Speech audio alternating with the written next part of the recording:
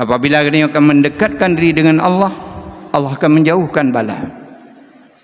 Tapi apabila manusia sudah banyak yang lalai, karena bala istilahnya yang turunnya datangnya dari atas.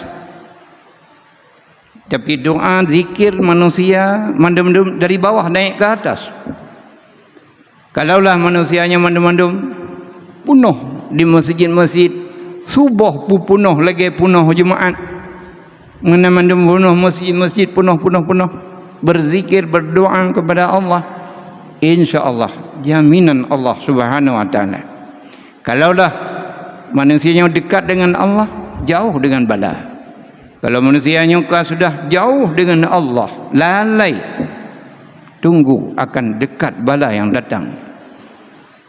Makanya lah kena dalam hidup, hati-hatilah.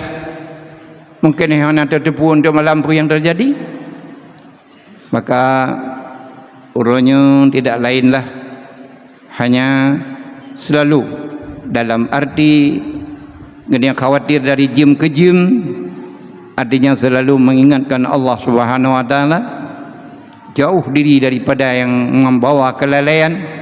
Yang lebih-lebih lemnya mungkin Allah taala gerim gedenya baju menteng ke sayang oleh Allah.